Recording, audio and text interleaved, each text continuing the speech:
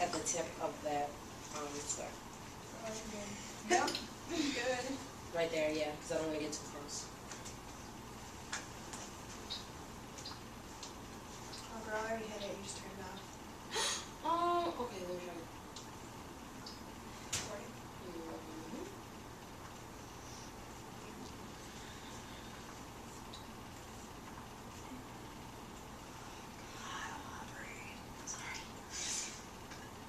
My microphone wasn't working. Very important. Yeah. If not, I'll just have to steal your guys' audio, so. Everybody ready? Yes. Awesome. Hello everyone. Today I am going to tell you about my honeymoon. My husband and I decided to go to Hawaii. We had a number of reasons for doing that. One reason that we particularly picked the tour package that we picked is that I wanted a tour that was all-inclusive, so I didn't want to have to plan a thing. We picked Hawaii, that's all I've decided. I don't want to decide anything else.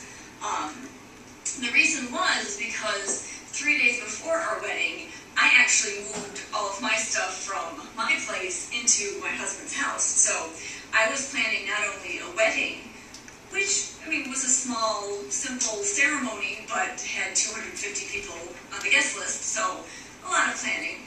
But I was also planning this huge move, which was tremendously more stressful than planning the wedding, but I also didn't want to have to plan a honeymoon on top of that.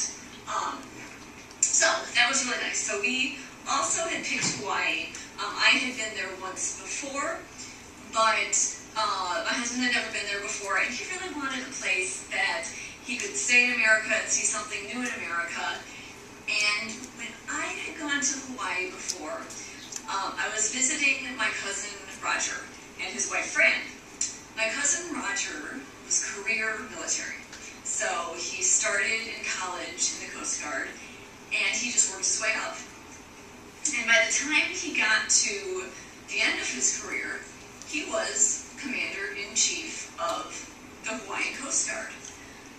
So we, of course, in the family found this very exciting, and we all booked trips to visit him because he was the Commander-in-Chief, and as Commander-in-Chief you get beachfront property as part of your package for this. So he had a house right on the beach. Now, granted, it was on a military base, but it was right on the beach. His own little tiki hut in the backyard, so you could go and sit under a palm tree or whatever, and just basically walk out of his house and go right into the ocean. So that was wonderful, and that was great. And my cousins, because they are, commanders, basically, they're very used to having company, and they're wonderful with company. But the only negative thing was that I was visiting family. So it wasn't like, if I said, oh, I'd like to go out to this restaurant, there's a great Japanese restaurant that I saw in town. Like, oh no, we don't want you to have to spend any money or anything. We'll make the food for you, no problem.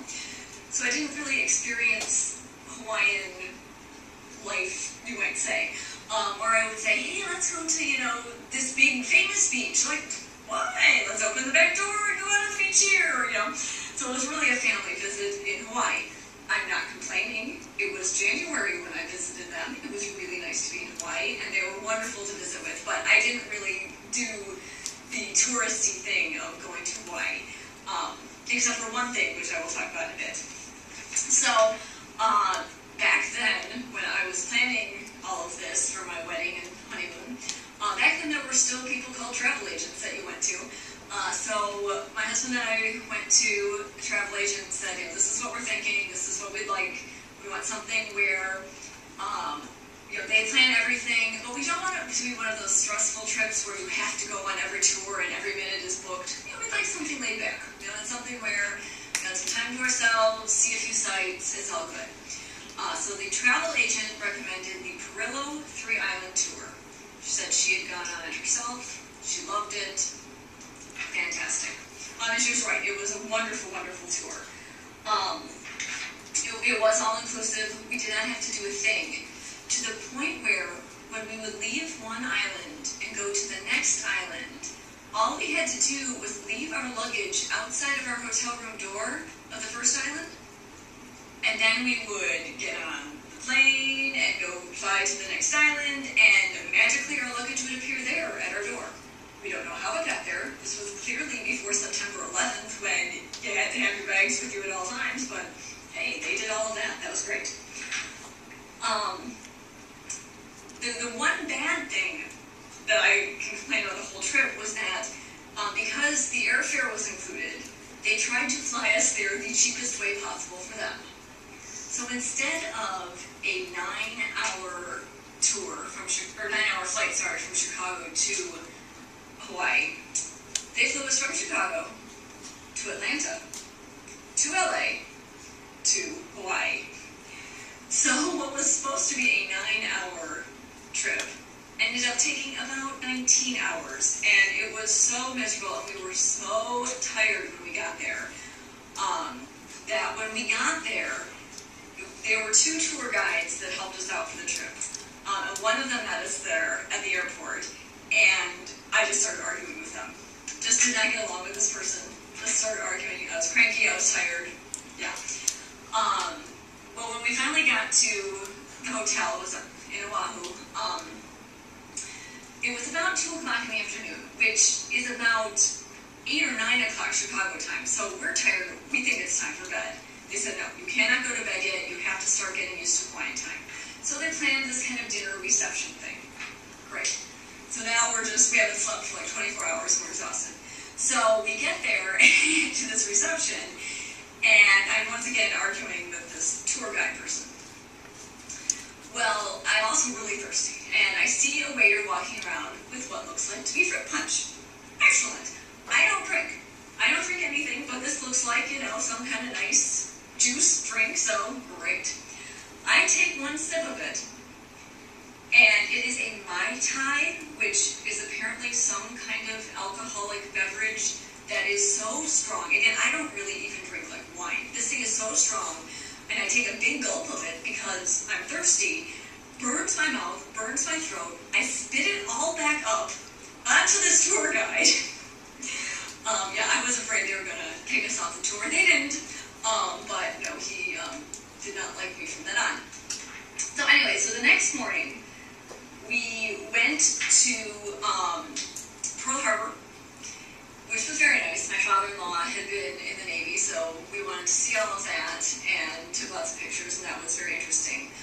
And then we went back, and we had to decide what we wanted to do the next day, because they had to make the final reservations for us. Well, the entire group had the option of either going to the Polynesian Cultural Center, or if you didn't want to join that tour, you could stay on the beach on Waikiki where we were, and just have the day to yourselves, and they would give you a voucher for dinner. To go to a restaurant, they would, cover the cost of dinner because you weren't going on this Polynesian Cultural Center tour. Well, I didn't want to go to the Polynesian Cultural Center. The only thing touristy that I had done with my cousin Raj was go there, and I was really excited to go there because, I'm really into culture and that kind of stuff. And the Polynesian Cultural Center is set up kind of like Epcot Center, if you're familiar with that, anyone who knows Disneyland, where every island culture has a little area, and you go and you learn about that culture and you experience the food of that culture. And I'm thinking, this should be great. And I remember with my cousin Raj going, and there was the island of Samoa. And they said, we have the actual Samoan chief there. I'm thinking, fantastic. I'm expecting to see this man, talking about their culture and all this stuff. Well, they had him standing there next to this palm tree. Great. They said, okay, watch the Samoan chief climb the coconut tree and grab a coconut. And there he would climb up the tree and get the coconut and come back down. And everybody would go, ooh, ah, wow, look at him go. I'm thinking, he's a chief. I was so highly offended for him that I just wanted to scream and leave. So, anyway, with that said, clearly I did not want to go back to the Polynesian Cultural Center, and my husband is so not into anything kind of touristy. That's fine. So we decided to stay and just hang out on the beach, do our thing, and go then to dinner wherever they sent us. Of course, we were the only people on the tour who decided not to do that, or decided to just stay on the beach. And so this one tour guide guy was like, "Oh, of course you're making more work for me, but whatever." So the next day, they gave us this voucher to this thing called the Hano Hano room, which we didn't know what that was, but we had a lovely day on Waikiki. We walked around.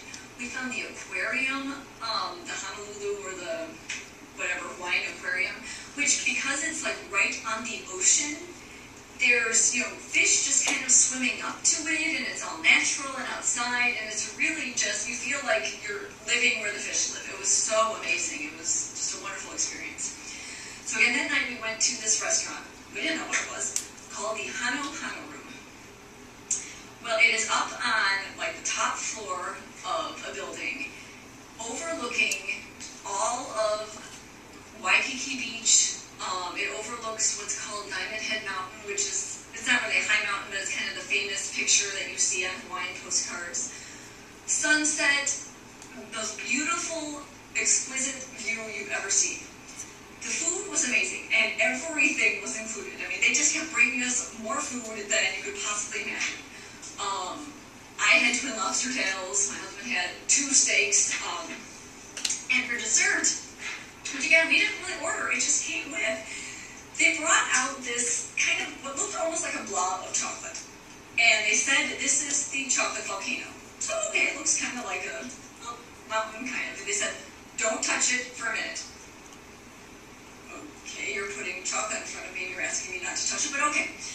Well, all of a sudden, smoke starts coming out the center of this blob, and then more smoke, and then more smoke, and then the plate kind of starts vibrating. I have no idea how they did this, and all of a sudden, like, people at other tables are coming over to us, and all of a sudden, the entire thing erupts in this volume of, like, just erupts with all this chocolate coming out of it, like a volcano.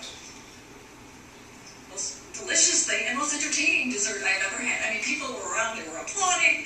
I have no idea how much it cost. I think it cost probably more than I feed my family for a week, but we were paying for it. It was all included. So that was the Hano Hano room. If you ever get to Hawaii and you can afford it, go. It was fantastic.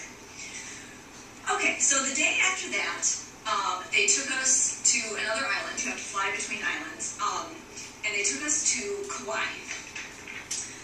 The lovely thing about Kauai is that it's not touristy at all. It's incredibly secluded. Most of the island is actually owned privately, so you can't get to most of the island. But the bad thing was it was completely secluded, so you couldn't get to any part of the island. The only way you could see the island is by helicopter. Now, the tour included a 20-minute helicopter trip, so you could see the island. But you had the option to upgrade to a 45-minute trip. I don't know what I was thinking. I get motion sickness just going up an elevator. I don't know what I was thinking upgrading to the 45-minute helicopter trip, but we did. So we get on this helicopter, and we got headphones on so we can hear the tour guide. And for the entire 45 minutes, I sat there with my eyes closed going, don't throw up, don't throw up, don't throw up. And then the tour guide would say, and if you look over here, this is where they filmed the movie Jurassic Park. And I would kind of open up one eye and take a quick picture and close my eyes again going, don't throw up, don't throw up, don't throw up. I didn't throw up. However, I was completely nauseous for the rest of the day. The only cool thing about Hawaii, because really we were at the hotel the whole time, did laundry. Not complaining, I like sitting and reading books, but was that one of the restaurants in the hotel had what they say is the best Japanese restaurant in all of Hawaii, called Naniwa. And it was just the most exquisite food I've ever eaten. I think we ate every meal there, which was very exciting. So, on the third island we went to was Maui. And this for me was just right. Not too touristy, not too secluded, a little mix of both. We were in a really nice resort, but you could walk about a mile away to a more populous area where there's a shopping mall and where more tourists were. So that was really nice. By that time we had eaten so much good food that, again, it was like, oh, gosh, I have to have lobster again. Well, okay. But that was really nice. we did one morning decide to go horseback riding. Now, I've never been on a horse before, neither had my husband. So when you went there, they really wanted to make sure that you were safe. They gave us helmets. They said, if you've never been on a horse before, we're going to give you the slowest horses that we have. Now, they name their horses by whoever is popular in movies at the time. So if there was, say, a new horse today, I don't know anything about people who are in movies, but they might name it like Justin Timberlake or something like that. Whoever is like currently popular, they name the horse. My horse's name was Lonnie Anderson. Now I'm going to explain to you who that is because I'm sure you are all too young to know. Lonnie Anderson was a popular actress in the 1970s. She was in some movies with Burt Reynolds. She was in a show, I think, called WKRP in Cincinnati. I don't know. This horse was so old that we would walk a little bit and she would just stop. And I swear, I thought the horse had died. She just kind of stopped moving. I'm like, hello? She just fell asleep. Wake her up. She's fine. And I said, are you sure that she should even be carrying me? And I'm like, oh yeah, we exercise her every day. I'm glad somebody wanted to ride her. I'm like, okay. So what was supposed to be a 1-hour tour ended up being 3 hours because Lonnie just stopped all the time. She'd eat some flowers. She'd fall asleep. And, we were looking at this view of pineapple plantations. We were by the ocean. It was absolutely amazing. Not saying I'm going to go on a horse anytime soon again, but if I had to go, Lonnie was my pal. I liked it. So Maui was wonderful. I would love to go back sometime. When we came home, of course we had to go home flying through, I don't even remember what cities we flew through because we had to go through about 20 of them to get home. And of course while we were gone, Chicago had one of those horrible rainstorms that completely had flooded our basement, which was of course where all of my stuff that I had just moved into the house was. Now our wedding presents were on the first floor, so they were fine, but I had to use some of our wedding money to go shopping and buy some new clothes for me. Lots of ruined. But with that said, it was an absolutely wonderful tour. If you ever want to go to Hawaii, I would recommend the Perillo tours because they're great. Just watch out for some of the tour guides because you might end up yelling. Okay, thank you.